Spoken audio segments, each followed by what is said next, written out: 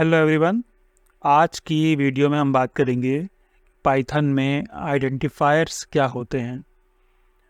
Identifiers आप यूँ समझ लें कि कुछ जो प्रोग्राम में कोड लिखने के दौरान में मुख्तलिफ़ चीज़ों को, जैसे वेरिएबल्स हो गए, फंक्शन हो गए, क्लासेस या मॉड्यूल्स हो गए, तो हमें कुछ चीज़ों को नाम देना पड़ते हैं।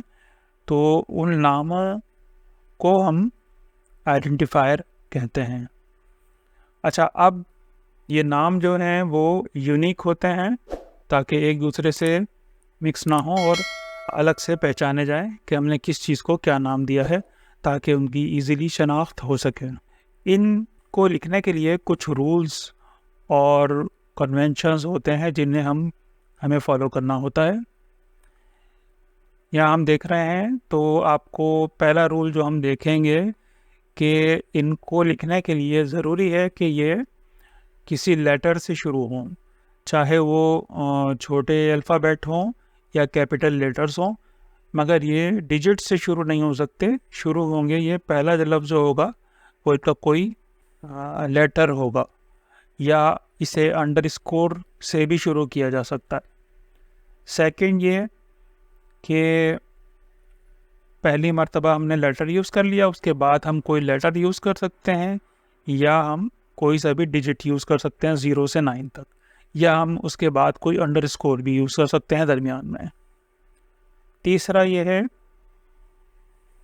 कि आप इसमें कोई रिज़र्व कीवर्ड पाइथन का वो हम यूज़ नहीं कर सकते। जैसे मिसाल के तौर पर डेफ हो गया, जो कि फंक्शन असाइन करने के लिए इस्तेमाल होता है, और इफ़ हो गया, या मुख्तलिफ जो रिज़र्व्ड कीवर्ड्स हैं वो हम बतौर नेम इस्तेमाल नहीं कर सकते।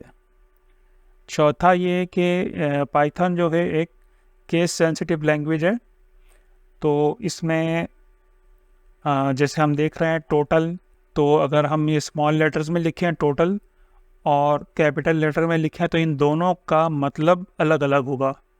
यानी जो स्मॉल लेटर में जो लफ्ज़ टोटल लिखा हुआ है वो एक अलग आइडेंटिटी शुमार होगा, और जो बड़े कैपिटल लेटर में लिखे हैं वो एक अलग आइडेंटिटी शुमार होगा। यहाँ पे मज़ीद कुछ चीज़ें हैं जिनका हमें ख्याल रखना ज़रूरी है कि जो हमारे नेम्स हैं वो इस तरीके के हों, यानी जो आइडेंटिफायर जिनको हम कह रहे हैं वो इस तरीके के हों कि कुछ मानी निकलता हो। यानी अगर हम ऐसे ही रैंडमली कुछ बहुत सारे लेटर्स लिख दें और साथ में डिजिट्स डाल दें जिनका कोई मीनिंग ना हो, तो हमें बाद में रिपीट उसको लिखने में या रिकॉल करने में मुश्किल होगी। तो नाम ऐसे होने चाहिए जो मीनिंगफुल हों, ताकि दूसरा अगर कोई पढ़े तो उसके लिए भी उसे समझना आसान हो। दूसरा ये कि ये वेरिएबल, फंक्शंस और मॉड्यूल्स के लिए हम लोअर केस इस्तेमाल करते हैं।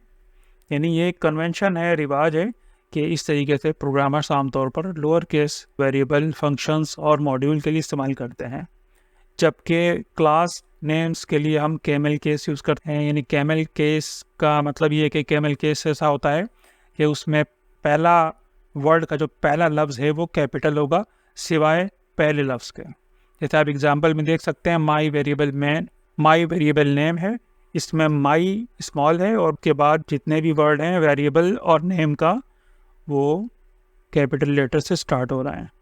जबकि कॉन्स्टेंट्स को लिखने के लिए हम अपर केस इस्तेमाल करते हैं। यहाँ पर आप कुछ एग्जांपल्स देख सकते हैं। वेरिएबल्स दिए गए हैं, माई वेरिएबल, काउंट, टोटल, सम। फंक्शंस को हम इस तरीके से लिख सकते हैं। क्लास मैंने आपको अभी बताया कि कैमल स्टाइल में लिखा हुआ ये क्लास है। उसके अलावा मॉड्यूल को हम स्मॉल लेटर में लिखा हुआ है। यहाँ पे ये आप देख रहे हैं कुछ एग्जांपल्स हैं, इसमें कुछ सही हैं और कुछ सही नहीं है। हम एक एक करके देखते हैं। नंबर 1 पे हमने देखा कि क्रॉस लगा हुआ है, यानी ये नाम अगर हम इस तरीके से लिखेंगे तो ये सही नहीं है, क्योंकि ये शुरू हो रहा है डिजिट से, जबकि हमने उसूल पढ़ा है कि हम सिर्फ लेटर से या अंडरस्कोर से शुरू कर सकते हैं।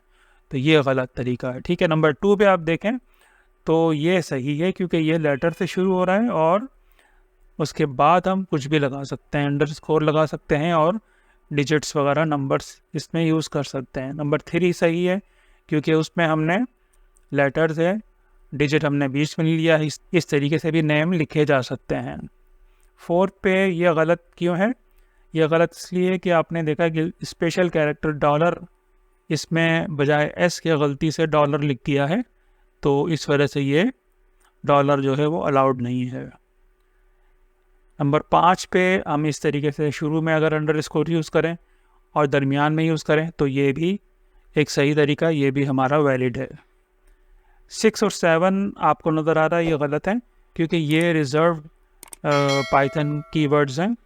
डेफ और इफ़ ये दोनों हम इस्तेमाल नहीं कर सकते। उसके लिए हमें मालूम होना चाहिए कि कुछ तादाद में हमारे कीवर्ड्स या ये रिज़र्व वर्ड्स होते हैं जो हमें याद रखने पड़ते हैं कि वो हमें नेम्स लिखते हुए यूज़ नहीं करने हैं, वरना हमें एरर आएगी।